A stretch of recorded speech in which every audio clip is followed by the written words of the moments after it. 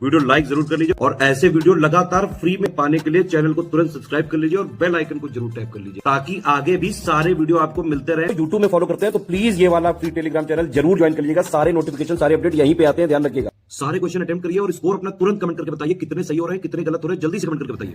नमस्कार साथियों, स्वागत है आपका ऑनलाइन एग्जाम प्रिपरेशन पर which is the part of study for civil services. दोस्तों यूपी ट्रिपल एससी पीटी के एग्जाम के लिए लगातार रिवीजन चल रहा है ऑनलाइन एग्जाम प्रिपरेशन पर और ये टॉपिक वाइज बिल्कुल सिलेबस के अकॉर्डिंग है। और रिवीजन के इसी क्रम में भूगोल विषय के अंतर्गत पिछले वीडियो में हमने देखे थे भारत के प्रमुख पर्वतीय क्षेत्र, भारत के प्रमुख उच्च बिंदु पर्वतों के, इसके अलावा भारत के प्रमुख पठार देखे थे। इसके आगे अगला टॉपिक है मरुस्थल और शुष्क क्षेत्र। तो देश के और विश्व के प्रमुख शुष्क क्षेत्र और मरुस्थल देखेंगे, इनसे संबंधित महत्वपूर्ण तथ्य कवर करेंगे। आइए चलिए स्टार्ट करते हैं। तो हमारा जो देश है भारत, इसका कुल 12% भौगोलिक क्षेत्र का शुष्क प्रदेश में आता है, शुष्क क्षेत्र कहलाता है, भारतीय शुष्क क्षेत्र के अंतर्गत आता है। तो ये 12% है और इस 12% में 31.7 मिलियन जो क्षेत्र है, 31.7 मिलियन हेक्टेयर का जो क्षेत्र है वो है गर्म रेगिस्तान और इसके बाद 7 मिलियन हेक्टेयर जो है यह है ठंडा रेगिस्तान। तो यह गर्म और ठंडा है और सबसे ज़्यादा गर्म रेगिस्तान भारत में पाया जाता है और जैसे कि राजस्थान गुजरात का क्षेत्र। इसके अलावा ठंडा रेगिस्तान जम्मू कश्मीर लद्दाख का एरिया हो जाएगा। तो भारत का जो शुष्क प्रदेश है, शुष्क क्षेत्र है, राजस्थान, गुजरात, पंजाब, हरियाणा, महाराष्ट्र, कर्नाटक, आंध्र प्रदेश और जम्मू कश्मीर राज्यों में है। इसके बाद मरु वनीकरण केंद्र की स्थापना की बात की गई है 1952 में।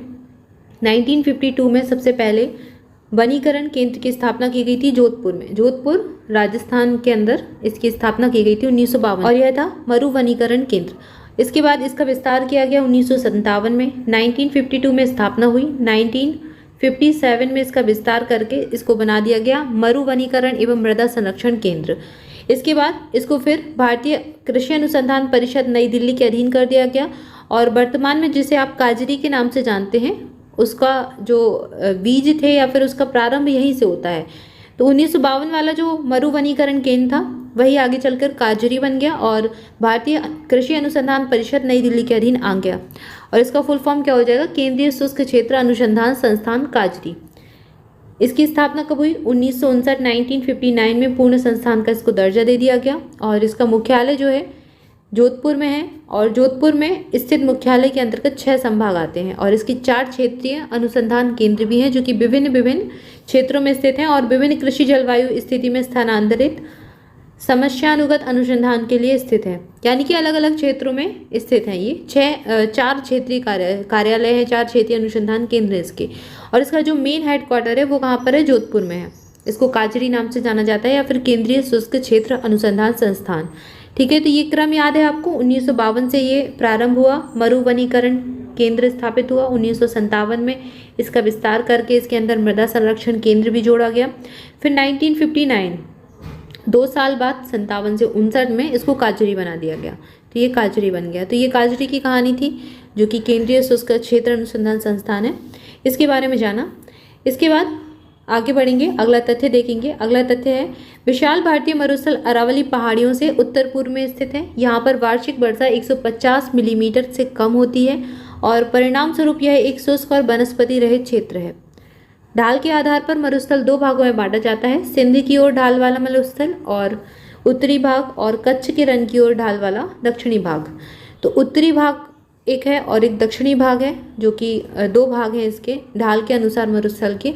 उत्तरी भाग वाला है जो कि सिंध की ओर है, यानी कि ऊपर यहाँ पर जो सिंध नदी बहती है, यहाँ पर सिंध की ओर जो है पंजाब सिंध का जो क्षेत्र है वहाँ पर, उसको कहते हैं उत्तरी ढाल वाला मरुस्थल। और जो कच्छ का रण है यहाँ पर गुजरात में, उसको कहते हैं दक्षिणी भाग वाला मरुस्थल और या फिर दक्षिणी ढाल वाला मरुस्थल। तो ये मरुस्थल के भाग बताए गए हैं। इसके आगे मरुस्थल के दक्षिणी भाग में बहने वाली लूनी नदी महत्वपूर्ण है जो कि कच्छ के रण में बहती है और ये कच्छ के रण में ही विलुप्त हो जाती है लूनी नदी, इसके बारे में जानते होंगे आप। इसके बाद अगला तथ्य है भारत के उत्तर एवं पश्चिमोत्तर भाग में मरुस्थल का विस्तार है। मरुस्थलीय क्षेत्रों को 2 भागों में उष्ण राजस्थान जो थार का इलाका है, इसके अलावा कच्छ का रण एवं शीत लद्दाख का क्षेत्र और हिमालय स्पीति घाटी में विभाजित है। तो यहाँ गर्म और ठंडे मरुस्थल की बात की गई है। उष्ण यानी कि गर्म मरुस्थल जो कि राजस्थान वाला क्षेत्र है, कच्छ का रण। इसके अलावा जो ठंडा लद्दाख का क्षेत्र है और हिमालय स्पीति घाटी, इसको शीत मरुस्थल का नाम दिया जाता है। तो ये 2 भाग बताए गए हैं। इसके आगे अगला तथ्य है, भारत के मरुस्थलीय क्षेत्रों में उष्ण और शुष्क जलवायु की दशाएं पाई जाती है। लद्दाख क्षेत्र एक विस्तृत छाया प्रदेश है, इसलिए यहाँ वर्षा अत्यंत कम होती है एवं स्पष्ट है कि इन क्षेत्रों में लगभग प्रत्येक वर्ष सूखे की स्थिति बनी रहती है। तो ये वृष्टि छाया प्रदेश में आता है, यहाँ पर वर्षा नहीं हो पाती है और यह सूखे की स्थिति वाला क्षेत्र होता है लद्दाख में। ये लद्दाख की स्थिति बताई गई है। इसके आगे अगला तथ्य देखेंगे, भूकंप भी मरुस्थलीय क्षेत्रों में आने वाली प्रमुख समस्या है। वर्ष 2001 में कच्छ के क्षेत्र में आए भूकंप से राजस्थान के बाड़मेर और जैसलमेर जैसे इलाके बहुत प्रभावित हुए थे। लेह और स्पीति घाटी भी भारतीय भूकंप जोन 4 में अवस्थित है। तो यहाँ पर बताया गया है कि भूकंप अधिकांशतः इन क्षेत्रों में देखे जाते हैं। इसके बाद थार मरुस्थल के बारे में बात करेंगे। थार मरुस्थल थुल से लिया गया है। ये थुल से इसका नाम जो है, इसकी उत्पत्ति हुई है, जो कि इस क्षेत्र में रेत की लकीरों के लिए प्रयुक्त होने वाला एक सामान्य शब्द है। तो जो रेत की लकीरें होती हैं रेगिस्तान में, उसको थुल कहते हैं और वहीं से नाम आया है थार। यह उत्तर पश्चिम भारत के राजस्थान राज्य और पूर्वी पाकिस्तान के पंजाब और सिंध प्रांत में विस्तृत है। थार रेगिस्तान एक शुष्क क्षेत्र है जो 2 लाख वर्ग किलोमीटर क्षेत्र में फैला हुआ है। यह भारत और पाकिस्तान की सीमा के साथ प्राकृतिक सीमा भी बनाता है। इसके बाद थेरी मरुस्थल, यह तमिलनाडु राज्य में स्थित एक छोटा सा रेगिस्तान है और इसमें लाल रेत के टीले हैं तथा यह भुथुकुडी जिले तक ही सीमित है। लाल टीलों को तमिल भाषा में थेरी कहा जाता है, इसलिए इस मरुस्थल का नाम थेरी पड़ा। तो थार और थेरी भारत में है। थार भारत और पाकिस्तान के मध्य में सीमा भी बनाता है। इसके बाद विश्व के कुछ प्रमुख मरुस्थल देखेंगे। सबसे पहले सहारा मरुस्थल, और यह विश्व का सबसे बड़ा गर्म मरुस्थल है। इसकी जो स्थिति है, नाइजर, सूडान, ट्यूनेशिया, अल्जीरिया, चाड, लीबिया, मिस्र, मोरक्को, माली और मारितानिया, इन सारे क्षेत्रों में इसका विस्तार है। इसका क्षेत्रफल लगभग 84 लाख वर्ग किलोमीटर का है। इसके बाद ऑस्ट्रेलिया का मरुस्थल है और इसका विस्तार great Victorian, Simpson, Gibson, Stuart एवं ग्रेट सैंडी मरुस्थल क्षेत्र तक इसका विस्तार है। इसे ऑस्ट्रेलियन मरुस्थल के नाम से जाना जाता है। अरेबियन मरुस्थल, यह सऊदी अरब, यमन, सीरिया, दक्षिण अरब खाड़ी और नाफूद जो क्षेत्र है वहाँ तक इसका विस्तार है। इसके बाद गोबी मरुस्थल, यह मंगोलिया और चीन का मरुस्थल है और यह एक शीत मरुस्थल है, गोबी मरुस्थल। इसके बाद अगला मरुस्थल आप देखेंगे कालाहारी। कालाहारी बोत्सवाना में है। तकलामकान या सिक्यांग चीन में ही स्थित है। तकलामकान ये दोनों ही चीन में स्थित हैं और गोबी भी चीन में ही स्थित है। सोनोरल मरुस्थल, इसका विस्तार उत्तरी अमेरिका में है। काराकुम, यह तुर्कमेनिस्तान में है। थार मरुस्थल भारत और पाकिस्तान की सीमा में स्थित है और सर्वाधिक जनसंख्या वाला मरुस्थल भी है। सोमाली, सोमालिया अफ्रीका का मरुस्थल। इसके बाद अगला है अटकामा, और यह उत्तरी चिली में स्थित है जो कि दक्षिण अमेरिका का क्षेत्र है। संसार का सबसे ज्यादा शुष्क मरुस्थल यही है, अटकामा मरुस्थल। इसके बाद अगला मरुस्थल है काजिलकुम, और यह उज्बेकिस्तान और कजाकिस्तान क्षेत्र में विस्तृत है। इसके बाद आप देखेंगे दस्तेलुत, और इसकी जो स्थिति है पूर्वी ईरान में है। मोजाबे मरुस्थल दक्षिणी कैलिफोर्निया में है।